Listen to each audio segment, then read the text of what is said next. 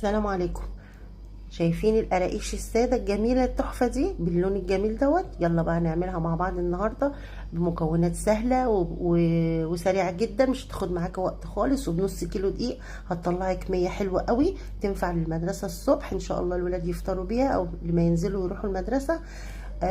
مش هتاخد منك وقت ولا مجهود. يلا بقى نسمي الله ونشوف مع بعض هنعمل ايه. معانا هنا كوبايه من الميه، انا ما خدتهاش كلها، حطيت حوالي كوبايه الا ربع وسبت ربع عشان نشوف هنحتاجه ولا لا. ومعانا 4 معالق من السكر، ومعانا معلقه كبيره من الخميره الفوريه، معلقتين من السمسم، ومعانا هنا كوبايه الا ربع من السمنه وعليها ربع كوبايه من الزيت.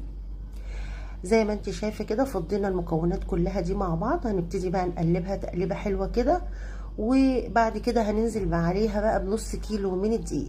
عايزه اقول لك الكميه اللي انت شفتيها دي بنص كيلو دقيق بس طلعت معايا كميه حلوه هتقعد معاكي يومين 3 للولاد، تقدري تنفذيها يشربوا بقى الشاي الصبح وياكلوها ان شاء الله تعجبك وسريعه. وتقدري كل اسبوع تعملي الكميه ديت لو حابين، وتغيري بقى عندك كذا فيديو لحاجات للمدارس، تنفذي بقى كل اسبوع حاجه وتغيري لهم، بحيث ايه لو زهقوا من السندوتشات مره تعملي لهم ده ومره ده، هيتبسطوا ان شاء الله. زي ما انت شايفه كده بدأنا نعجن.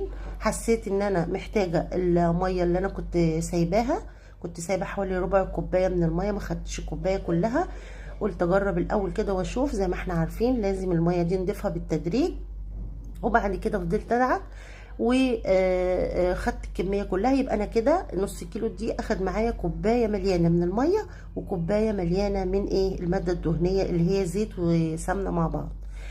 بدأنا نعجن كده، هتتعجن معاكي هتاخد حوالي 5 دقايق. انت بقى ايه الملمس زي ما انت شايفه كده لازم تكون طريه معاكي عشان لما تيجي تشكليها تبقى سهله التشكيل معاكي وطريه وتتضرب معاكي بسرعه. انا هوريكي الشكل عامل ازاي. شايفه الملمس بتاعها طري وناعم كده، تعرفي انك انت خلاص كده ايه العجينه بقت مظبوطه. هتبتدي تسيبيها كده تريح قد 5 دقايق، وبعدين تبتدي بقى تاخدي قطعه قطعه وتلفيها على شكل اسطواني، وتبتدي ايه تقطعيها على شكل اصابع من الايه من المنين او القراقيش زي ما احنا عايزين. وهنبتدي نجيب الصينيه بتاعتنا او الصاج ونبتدي نرص اصابع المنين، وهنغطيها ونسيبها ايه بقى ايه تختمر لمده ربع ساعه. انا بعمل معاكي اهو كذا مره علشان تشوفي الطريقه سهله وبسيطه ومش هتاخد معاكي وقت خالص. طبعا ده نص كيلو من الدقيق فمش هاخد معاكي وقت خالص. زي ما انت شايفه كده الكميه ديت يعني حوالي ساعه ساعه ونص بالظبط هتكوني مخلصاها. يعني شكلتيها وخمرتيها وخبزتيها ان شاء الله تخلص معاكي بمنتهى السهوله وتطلع معاكي احسن من دي 100 مره ان شاء الله. يلا بقى اللي وصل معانا في الفيديو لحد هنا ومش مشترك في القناة يلا يشترك ويفعل الجرس عشان يوصله كل جديد، واللي مشترك يكتب لنا كومنت ويعمل لنا لايك للفيديو. وبشكر كل اللي انضموا للقناة مؤخرا، متشكرة جدا وشكرا على دعمكم واللايك والكومنت اللي انتوا دايما بتكتبوا لنا، الكومنت الجميل اللي بيفرحنا.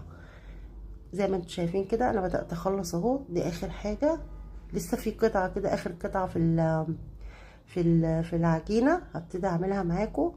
زي ما انتوا شايفين سهله خالص، انتوا شايفين ملمس العجين جميل وطري ازاي. لازم تبقى معاكي بالشكل ده علشان تضمني ايه النتيجه تطلع معاكي زي إيه ما طلعت معايا كده بالظبط، نفس اللون ونفس الشكل ونفس الطعم ان شاء الله باذن الله. او انا كده خلصت اهو الصاج، هبتدي بقى اغطيه واسيبه ايه يختمر. انا دي اخر حته خلاص كده هعملها معاكم، قلت لازم اخلص الكميه كلها في الفيديو، يعني لازم تشوفوها كلها اهوت من اول قطعه لاخر قطعه عملناها مع بعض. ابتدي بقى ايه يعني اضغطي عليها شويه كده عشان انا القطعه دي طلعت عاليه معايا، يعني الاصابع كده طلعت ايه سميكه شويه، فانت بقى لا خلي كل العجينه بتاعتك تبقى قد بعض.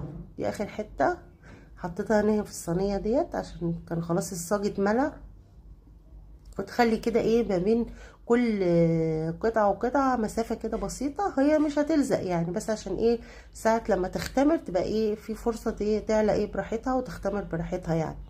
زي ما انت شايفة كده انا اهو خلاص قربت اخلص الكمية كلها اهوت. وزي ما انت شايفة اهي ما خدتش معانا وقت خالص وفي منتهى الجمال. العجينه طريه جدا، عايزه اقول لكم ملمسها تحفه وطعمها طلع تحفه، ان شاء الله تجربيها وتعجبك باذن الله. بس هتكوني بقى مسخنه الفرن بتاعك على درجه حراره 220، هتدخليها الفرن هتقعد معاكي حوالي تلت ساعة بالظبط، هتخرج معاكي بالشكل التحفة دوت.